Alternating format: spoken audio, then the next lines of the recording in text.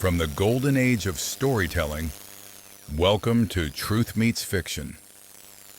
And now, our feature presentation.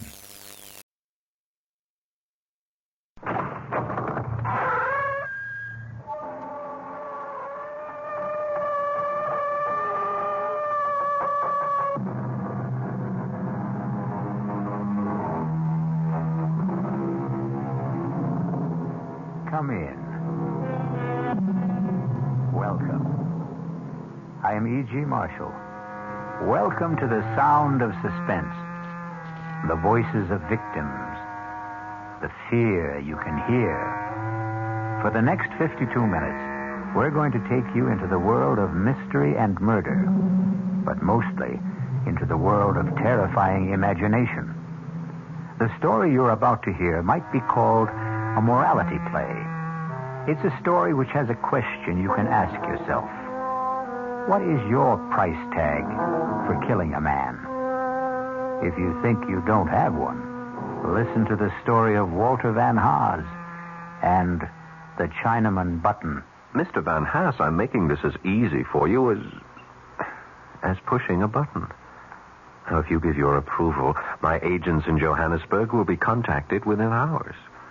The rest will be handled simply and with dispatch. My God, I really think you mean it. I really think you'd commit murder.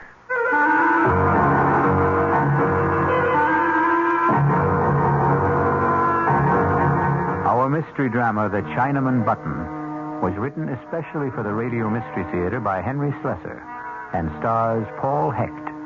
It is sponsored in part by the Kellogg Company, makers of Kellogg's Special K cereal. I'll be back shortly with Act One.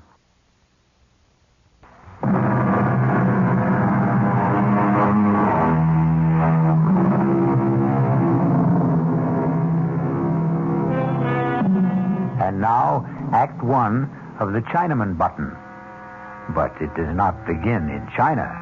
It begins in New York City, on the executive floor of a bustling advertising agency.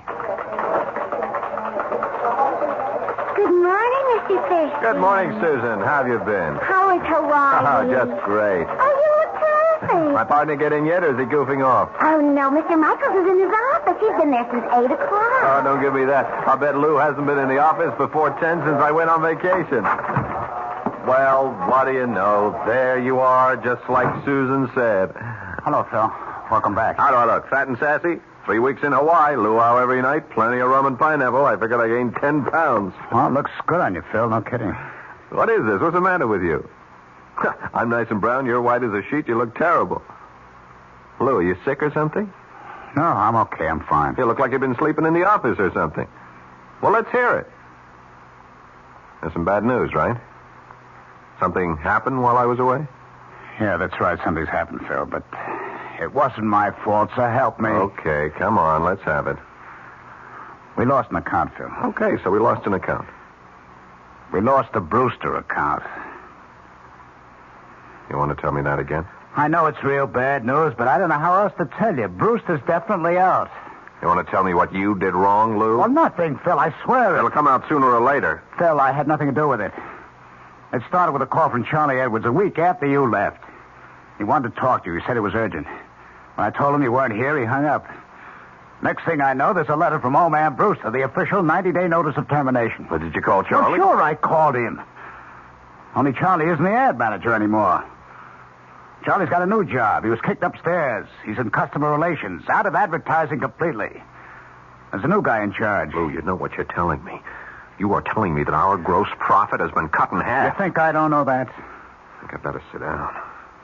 The new ad manager's name is Walter Van Haas. $6 million in billing just like that? Charlie said the whole thing was his fault. Whose? Walter Van Haas, the new ad manager. Charlie says he started the whole thing, but I never got the full story.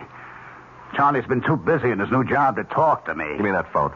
Yeah, sure, Phil. Charlie is not going to be too busy to talk to me. I haven't been kicking back $10,000 a year to Charlie for him not to talk to me.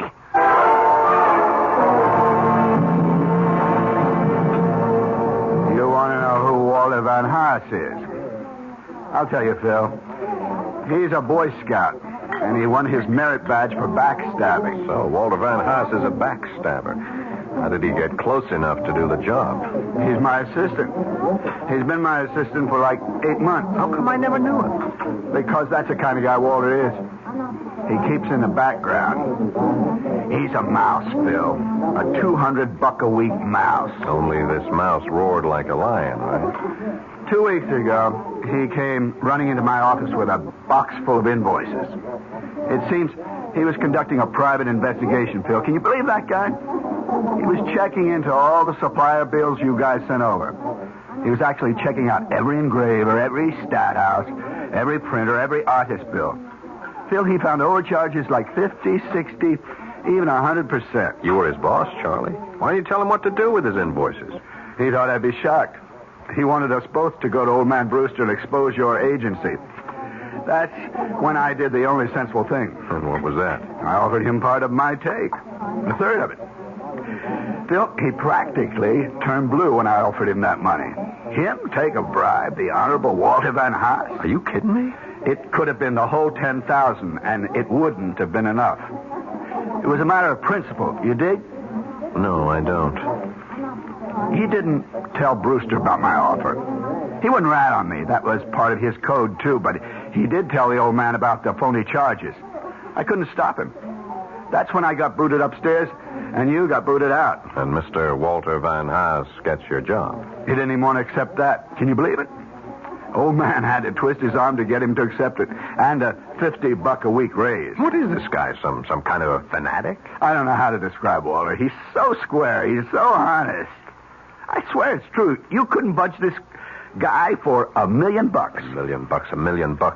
The great American words. The incantation of the American dream. Charlie, did you ever hear of the Chinaman Button? The which? When you were a kid. Didn't anybody ever ask you about it? It's kind of a puzzle. I guess you could call it a moral dilemma. No, I never heard of it. What's a Chinaman Button? It goes like this. Now, suppose you were told that by simply pressing a button, you could kill the Chinaman, thousands of miles away. A Chinaman whose fate meant nothing to you, no more than the fate of a fly on a table. And yet, by pushing this button, by sending just one anonymous Oriental to his death, you would receive $1 million. Tax-free. What would you do, Charlie? I don't know.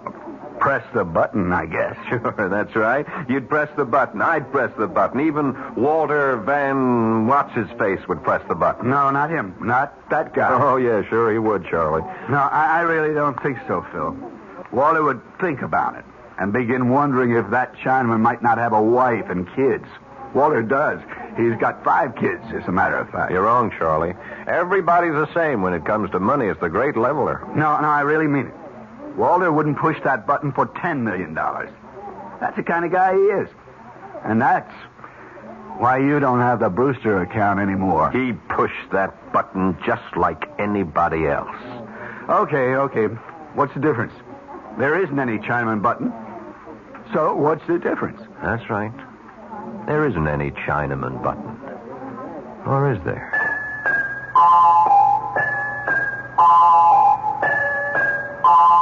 I don't get you, Phil. What's all this talk about a button? I didn't say there had to be a button, Lou. Not literally. Or a Chinaman, for that matter. Van Haas sounds Dutch. How about a Dutchman? What are you talking about? I think you drank a little too much at lunch. He wouldn't be so high and mighty once he pressed that button, would he? That would knock his halo off. What? Which is worse, Lou? Taking a kickback or killing a man? Oh, come on, Phil. Will you talk sense? We'd have him right where we want him. We could call the shots then, Lou. We can get Charlie his job back. We might even get our account back. Oh, for Pete's sake, Phil, will you tell me what you're talking about? Better. I'll show you what I mean. Only first, I gotta compose a letter. A letter to who? Don't rush me. This has got to be done right. We're going to have to print up a special letterhead, something that really looks authentic.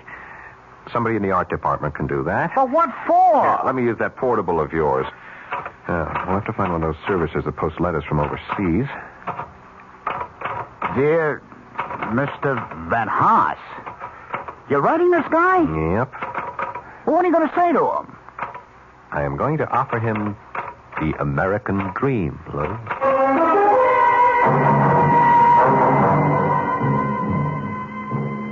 Millie? Oh, Walter, I didn't know you were home. I got here about 10 minutes ago. I was looking through the mail. How are you? Oh, all right. Tired as usual. Isn't it kind of chilly to be out here? Oh, I just had to get out of the house. Kids have been impossible all day. You know how hard it rained this morning. Yes, I know. Honey, did you see the letter? The one from South Africa? Oh, yeah, sure, I noticed it. Say the stance, will you? Peter wants Yeah, them. Millie, do you know what the letter's about? No, can't imagine. Well, you don't know anyone in South Africa, do you? Of course not. But somebody there knows me. It's from some law firm. Look at the letterhead. Uh-huh. Dries Sertog and Beerenbroek? What a name. It's Dutch, I guess. Dries Hartog and Berenbroek. 200 Commissioner Street, Johannesburg, South Africa. Read it, huh? Well, it says, Dear Mr. Van Haas, our firm is collecting data for record-keeping purposes concerning the surviving family of one of our clients. Would you be so good as to confirm the following facts? Your name, Walter Van Haas.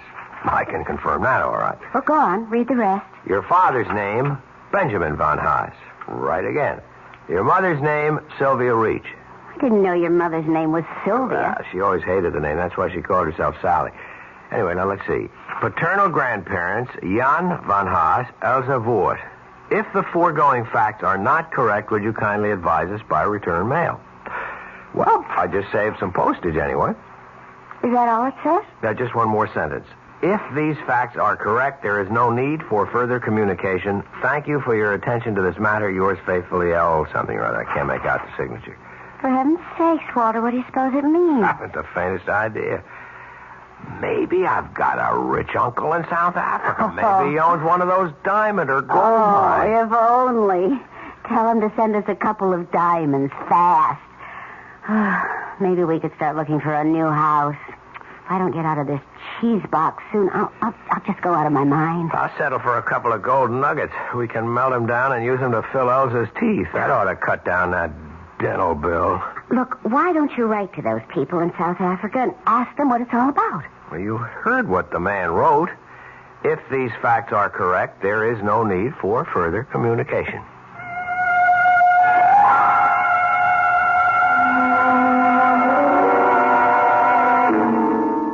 Thank you for your attention to this matter. Faithfully yours, Scribble. How does that sound, Lou?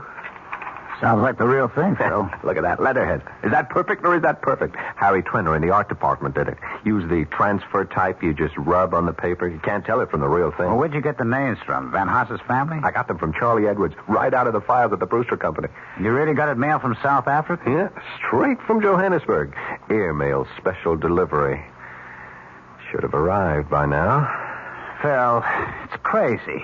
You're going to all that trouble just for a joke on the guy? It's not a joke. It's serious business. Hand me that phone. Yeah. What are you doing now? Hello, Brewster Company? Mr. Van Haas, please.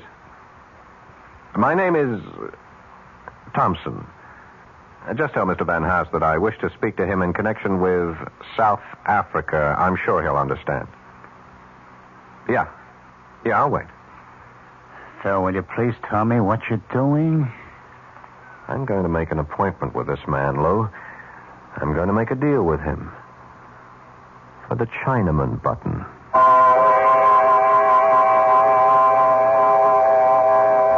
Phil Thurston seems to have invented his own Chinaman Button. But will his improved model work? It all depends on Mr. Walter Van Haas. We'll return shortly with Act Two.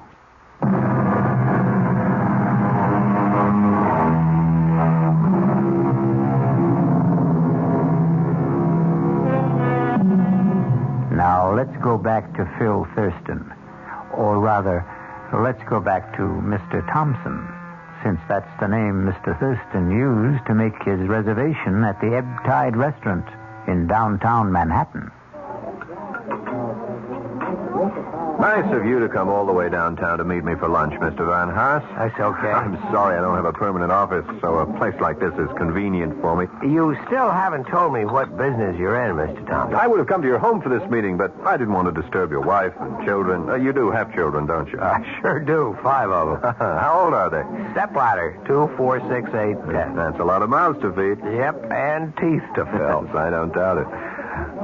Did you say that you were with that law firm in Johannesburg, Dries Hartog, and... Sorry, I can't remember the last name. I'm not sure I could pronounce it if I did. Your family is Dutch, isn't it? Yeah, my grandparents were Hollanders, but the rest of us are strictly Yanks. Well, the answer is no. I don't come from the attorneys in Johannesburg, but I wanted to talk to you about their letter. Frankly, we couldn't figure it out, Millie and I. That's my wife. I don't remember having any relatives in South Africa, and neither does my father. Oh, your dad's alive, then? Yes, he lives in Allentown. I called him, but he didn't have any answers. Well, maybe I can help. You see, there is a relative, but a very distant one of those cousins 4 and 5 times removed. What's his name? Oh, it wouldn't mean anything to you if I told you. Yeah, but you do know his name. It is my business to know such things. Well, that brings us back to the original question, doesn't it? About what business you're in. The person who told me the name of your relative was a clerk in the offices of Dries, Hartog, and Berenboek. He works for them, but you might say that he's on my payroll, too. I don't think I understand. He's the one who informed me about the letter that was being sent to you and why it was being sent. Is there any reason why you can't tell me my cousin's name? I'd rather not. I think you'll understand why later. But I will tell you something about him. Fine. He left the Netherlands with his family when he was very young. He's lived in South Africa since. He's in the diamond business. Well. He's a widower, he has no children, and he's rich. He is very, very rich. And at the moment, he has only one traceable heir. Wait a minute. You mean that I actually do have a rich uncle in South Africa? No, I said cousin. But that's incredible.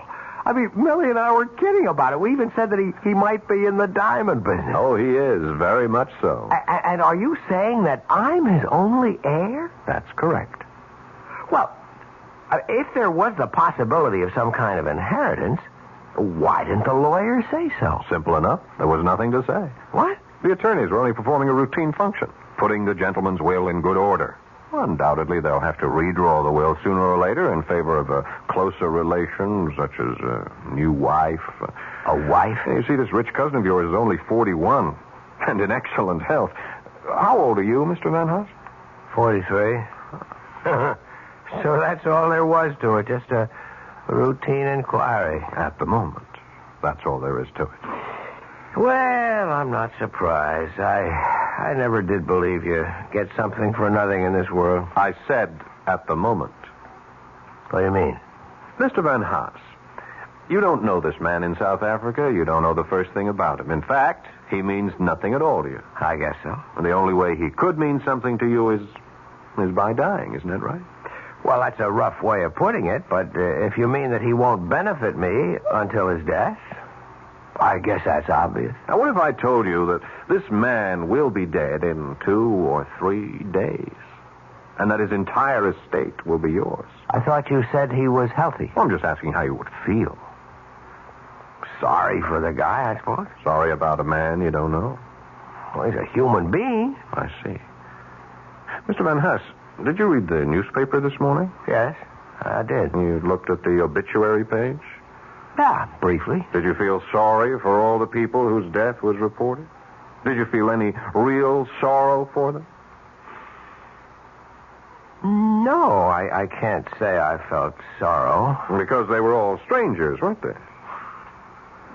All right, Mr. Thompson, I'm a human being, too, and I guess if I got a letter from Dries, Hartog, and whatever, telling me that I was rich, I wouldn't go into mourning. I'd probably go out and celebrate. If you saw my kids' dental bills, you'd understand. But I do understand. Believe me, I understand very well. That's why I wanted to see you, to suggest arranging that happy event without the slightest trouble on your part, without any obligation until you're completely satisfied. What the devil does that mean? All you have to do is say yes. Just that one word, and your dream will come true. Yes to what? Now, in a short time, you'll receive another letter from Johannesburg informing you of the sad news that your cousin, Mr. Well, I still won't reveal his name. Let him remain anonymous. That'll make your decision a great deal easier, I'm sure. What decision? The decision to inherit his estate. Now, hold it just a minute. Are you talking about... Please, keep your voice down. Mr. Van Haas, I'm making this as easy for you as pushing a button. If you give your approval, my agents in Johannesburg will be contacted within hours. The rest will be handled simply and with dispatch. All you'll have to do is wait for official notification of your inheritance. When the money arrives, of course, I'll expect payment in the amount of 50% of the total. By our calculations, I'd say that total should be just about $1 million. Good Lord. I really think that... I think you mean it. I think you really do. I know you have scruples, Mr. Van Haas, but I also think you have common sense. Listen, Mr. Thompson, if that's your name... Yes, of course, you're quite right. It isn't. But it's the name you'll use to get in touch with me. I'm not getting in touch with you because I can give you your answer right now. It is no. Oh, don't be so hasty. I never heard such a filthy proposition in my entire life. Look, if the percentage is the problem, we can discuss it. Our organization has been known to be flexible about such Money things. has nothing to do with it. We could base our agreement on a sliding scale. That is, we would take 50% of any inherited amount up to and including $1 million. Anything after that, our percentage would be 40%. Does that sound more attractive? You talk about it like it was some kind of a simple business deal. But it is. Especially simple for you. A very clean, very uncomplicated deal. You do nothing at all, Mr. Van Haas. Can I make you understand that? You won't be connected to your cousin's death in any way. In fact, our agents are so expert at what they do, it's almost certainly going to be called an accident. Believe me, we've never had the slightest bit of trouble in the past. You heard my answer, Mr. Thompson. Now, if you'll excuse me... You haven't had your lunch yet. My appetite is gone. Van Haas. What? I'm sorry. Perhaps I put the whole thing to you too bluntly. I shouldn't have expected a man like yourself to agree immediately. Or ever. All right. Maybe you'll never agree. But at least give yourself some time to think it over. I don't need any time. Just 12 hours.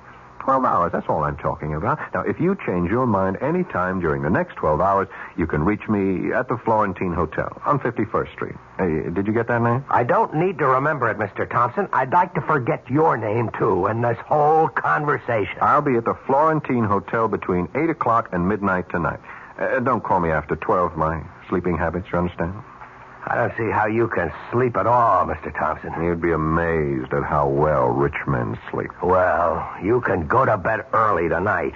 Don't wait up for my call because there won't be one. Goodbye. So long, Walter. I'll be hearing from you.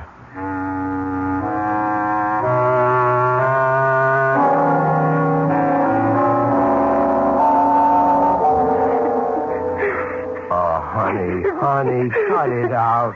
Stop it. No. Tell me what the matter is. Nothing. It's nothing. It's got to be something, Millie. Are the kids okay? Yes, they're all right. It's pretty quiet in the playroom. Well, that's because I packed the twins off to Mother. They were getting out of hand, Walter. I just couldn't stand it anymore. Okay, fine. And I'm sure your mother is delighted. No, she isn't. Maybe she used to be when she was younger, but she's getting too old for that sort of thing now. Maybe I'm getting too old, too. Come on, what are you talking about? I'm 41 years old, Walter. Sometimes I feel like 141. You know what's wrong with you? You're not eating right. You're eating like a bird these days. Well, that's practically all I can afford to buy these days. Bird food. I didn't mean that, Walter. Honest, I didn't. I know you didn't. I know it. Look, honey, I wish you'd see Dr. Julian and have him check you over. Walter, I did see Dr. Julian. You did? When?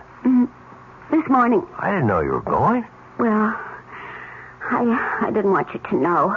Not until I was sure, anyway. Sure about what?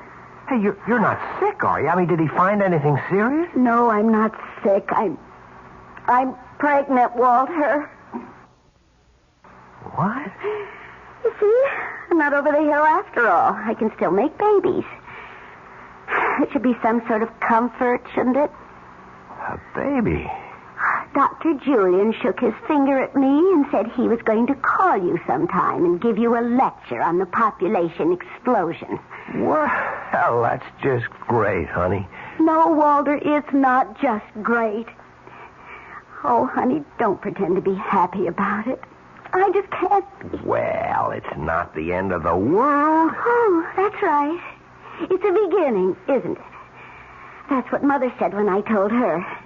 She's always said that, even with the first one, with Peter. 10 years ago, almost 11. Walter, do you realize we've been married almost 13 years? I know, Melly, and I know they haven't always been easy years. Why is everything always beginning? When does the middle of everything start for us? Is our life just going to go from beginning to end without anything worthwhile in the middle? Oh, no! What was that? I asked Elsa to wash the dishes and put them away. I'd better get in there before they're all broken. Melly, we have to talk. After dinner, all right? I haven't even started it yet. I'm sorry. It's all right. I've got some work to do anyway. Or some thinking anyway.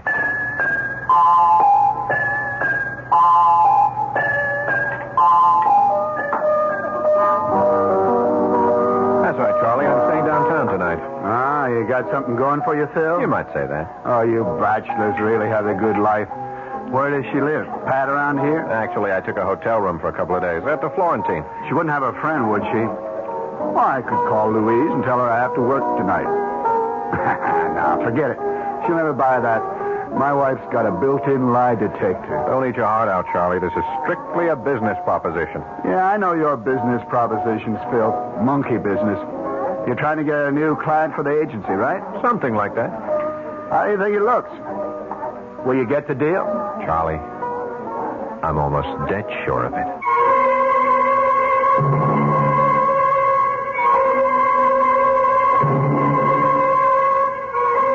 Will Walter Van Haas press the Chinaman button? Would you press it? To make $1 million? Before you answer, wait until we return with Act 3.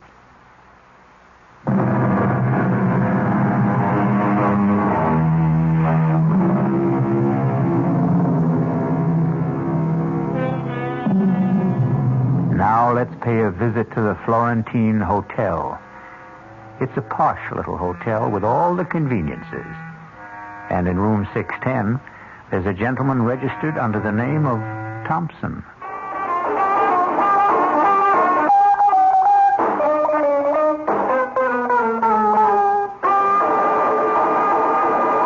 That was a request for the gang at the Williamsburg warehouse. And now here's the time of weather check. It's exactly 40 minutes past the hour. Hello, Phil. Hi, Lou. Come on in. So, this is the Florentine Hotel, huh? Well, that's not a bad-looking room. Why they call this a suite? That's right. Bedroom is in there. Look at this bar set up. Glasses, refrigerator, everything. It's nice, very nice. You want a drink? All I got is vodka. Oh, no, thanks. I'm strictly a Scotch, man. You know that. Sorry about that. That's okay. I'm not staying long. I'll just leave the layouts and the reports for you to look over. We can talk about them in the morning at the shop. Relax, Lou.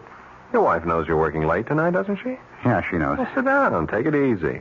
Look, I got some orange juice. I can make you a screwdriver. No, thanks, Phil. Guess I have to drink alone, then.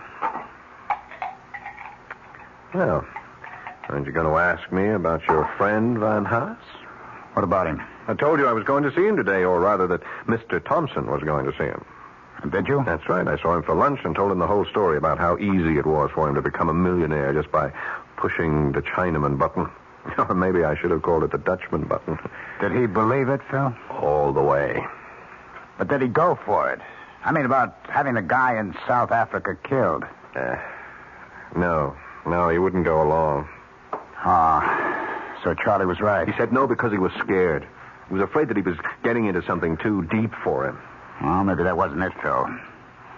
Maybe he is the kind of guy Charlie says he is. Maybe he was that kind of guy, Lou. And that was before he ever got really tempted. A lot of people are honest because they never had anything worth being dishonest about. Am I right?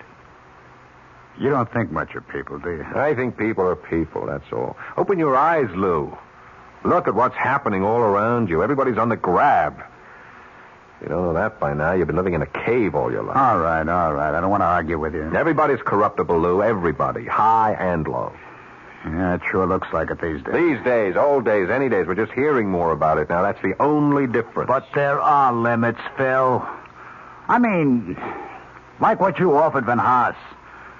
Well, let's face it, you were talking about murder. Maybe that's the word that came to his mind, too. But when he thinks it over, he'll give it a different name. He'll come to the conclusion that all I was talking about was pushing a button. You mean you still think he'll say yes? I told him to call me here. That's why I took this suite at the hotel under the name of Thompson. So that's what it was. And I figured, I don't know, that you had some chick you didn't want to know your right name. I told Van Haas to call me here any time before midnight, in case he changed his mind. Before midnight? It's almost 11 o'clock now. That's right. Well, why did you give him a deadline? Because he needs one. We all need one, or we postpone things forever. Phil, I don't think he'll call. Why not? I think the guy's already made up his mind. Oh, no, he hasn't. He's watching the clock right now, just as we are. He's watching those hands move towards 12, thinking about how simple it would be to pick up the phone and call. You see, that's the beauty part of the whole thing. The simplicity. You remember that old camera slogan? You press the button, we do the rest. No, I don't think you're right. I don't think he'll do it. I can see him right this minute, Lou. Maybe he's in bed, looking up at the ceiling. Maybe he's locked himself up in the study, and he's telling himself all the reasons why he shouldn't say yes. Then he wonders if he's really fair to make the decision all by himself. I mean, there's his wife, too. He remembers all the little deprivations, all the promises he made to her when they were younger, those trips to Europe, the mink coat. And then there are the kids, of course. 5 kids, Lou. Think what that money would mean to them. He's really moved by the thought of the kids. You know, maybe I'll have a drink after all. He's not thinking of himself, of course. No, he doesn't count. The things he would like to do, the places he wants to see, or that car he wants to own. You ever know a man who didn't want some car he couldn't afford? Yeah. And then there's that nice smug feeling of security he could have with that pile of money swelling with interest in some bank that never thought he was worth more than a calendar at Christmas. Well, maybe he is thinking all that, Phil, but just the same, I don't think he'll call.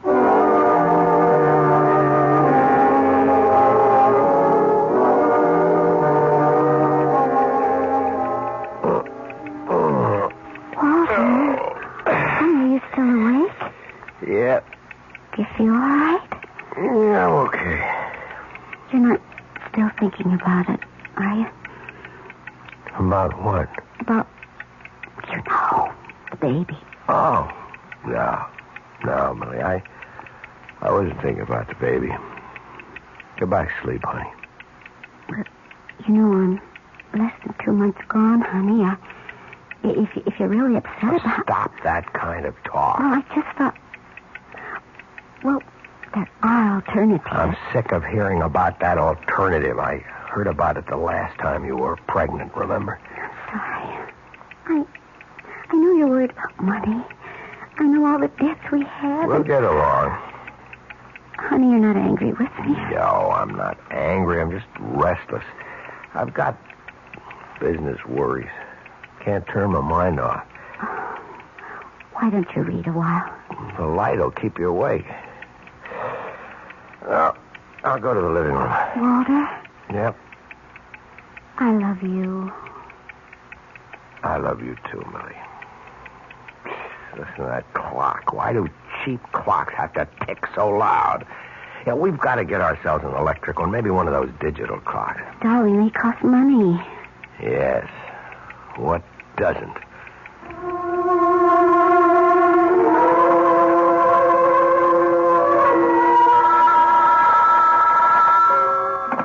Hello?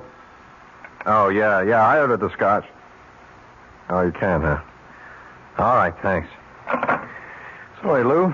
Room service can't deliver from the bar after 11:30. That's okay, Phil. I don't really want to drink anyway. I'm almost out of liquor myself. You're almost out of time, too. 11:45. See, I just can't believe it. I can't believe that guy could be that stupid. Is that what you call it? Of course. I mean, who wouldn't jump at a chance like this? Oh, I'm making it so easy for him, so painless. Easier than scratching along on a paycheck shot through with deductions. Easier than bowing and scraping every day of your life to people whose guts he hates. You know old man Brewster. Can you imagine having to be nice to that guy every day? We did it. Yes. That's why I know. Ah, Phil. I think you're taking this joke much too much to heart. You're letting it mean too much to you. There's still time left for him to call. But he won't. And he's probably getting panicky right now. What about you, Phil? He sees the whole thing slipping away from him. He's telling himself how dumb he is. He's telling himself that the Chinaman doesn't mean a thing to Dutchman. him. He's telling himself that he's got a bigger duty, a greater responsibility to his wife, to his kids, even to himself. When you forget it, it's over. No concern of his what happens 7,000 miles away. He doesn't have to dirty his hands. All he has to do is call. You're lost, Phil. Why don't you admit it?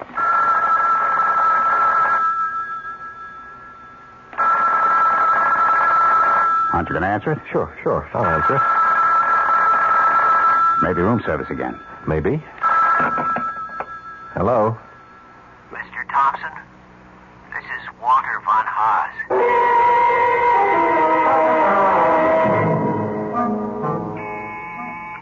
Okay, I'm coming. Who is it? Room service? Ah, breakfast. Come on in, I'm starving. Yes, sir. Are you sure those scrambled eggs are hot? They tasted like rubber yesterday morning. They should be all right, sir. Yeah, well, you tell the chef he'll hear from me if they aren't. Yes, sir. Will you sign right here, sir? Okay. There we are. Thank you. I'll be back later for the table. Half an hour, that's all I need. Yes, sir. Guess my shower's going to have to wait. Oh, now what? Hello. Phil, it's Lou. Oh, hi, what's up? How come you're still at the hotel? I thought you were just going to stay there 1 or 2 days. It's the 3rd day now. I like it here. They stay until the end of the week. Besides, I saw some great-looking chicks at the bar downstairs. Well, what's happening? Nothing. I was just wondering if you knew anything about, Van Haas. Walter Van Haas? He's just waiting for the mailman, Lou. Waiting to hear the good news from South Africa. I spoke to Charlie Edwards. He says Van Haas called in sick yesterday. Yeah, I'll bet he was sick. I'll bet he was home planning on ways to spend all that money he thinks he's going to get. $1 million. No, 500 grand. Are you coming into the office soon, Phil? Sure, I'll be there just as soon as I finish breakfast and grab a shower. I'll see you later then. All right. I'll bet those eggs are cold for sure. Oh, for Pete's sake, it's a conspiracy. Hello, Mr. Thompson. Well, what are you doing here? May I come in? I told you not to get in touch with me, Van Haas. Yes, I know you did, but I had to talk to you in person. I told you that it was for your own protection. Don't worry. I found out your room number, and I came up the back stairs. Nobody knows I'm here. Well, why are you here? Please let me come in. All right. As you can see, I'm just about to take a shower, so whatever you have to say, would you make it fast? Yes, I'll make it fast. I hope you haven't come here to say that you changed your mind, because it's too late for that. The thing is over and done with. It is? You're sure of that? Well, as soon as you gave me your okay, I was in touch with our agents in Johannesburg. They didn't waste any time either. And it went, all right? Flawlessly, just as I promised. Now, all you have to do is wait. Yes, I see. I just had to hear it from you, Mr. Thompson. I had to hear it from myself. Well, now you've heard it. Now you go home and you wait for the mailman. Yes, the mailman. What's the matter, Van Haas? You look strange. You feel all right? Oh, yes, I feel fine. Truth is, I never felt better in my life. Good. I'm glad to hear it. I feel a lot different than I felt 2 days ago. I can't tell you what a torture it was for me to make that phone call to you. Absolute torture. But after I hung up, I felt as light as a feather. You did, huh? Yeah, felt fine. Felt wonderful. Even though I got myself involved in killing a man. It's funny, isn't it? It was easy, wasn't it? just like I said it would be. Yes, that's the word. I never knew anything could be that easy. Changed me, Mr. Thompson. I saw how stupid I'd been all my life, how stupid most of us are, to waste the one life we're given.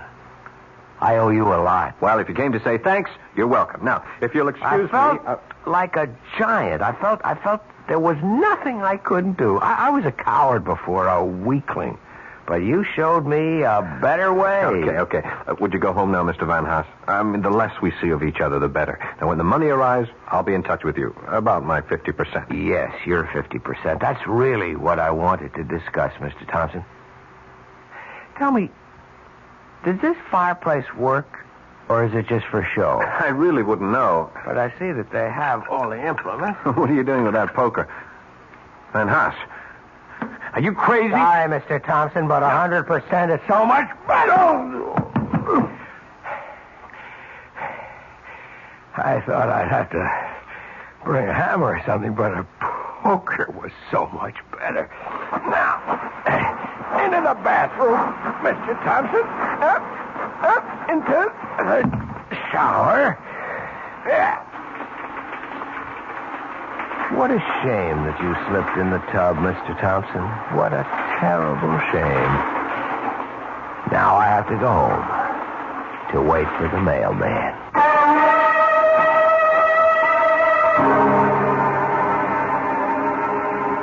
There's an old saying. If you're going to dig a grave for a man, make sure you dig two.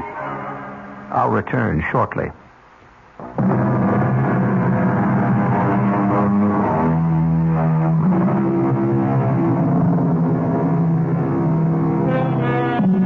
Ready for an instructive statement? It goes like this. The wonderful thing about radio is that it can be enjoyed in complete darkness. And isn't darkness the natural medium for mystery? Our cast included Paul Hecht, Ralph Bell, Mason Adams, Evie Juster, and Will Hare. The entire production was under the direction of Hyman Brown. Now, a preview of our next tale. You know the saying, if you can't lick 'em, join 'em? Come on. I decided to join you, Jason, to do business your way. I want a certified check for $50,000. When I've finished, I want another 50. And you know me well enough to realize that I'm not going to give you $50,000 just because you asked for it. Not even to save your life? Are you trying to blackmail me, Harry? I'm trying to do you a favor. Your life should be worth at least $100,000. Before I agree, answer one question. Do you know who's going to kill me? I do. Who? Me. Radio Mystery Theater was sponsored in part by Anheuser-Busch Incorporated, brewers of Budweiser.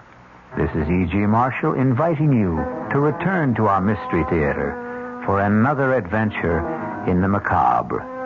Until next time, pleasant dreams.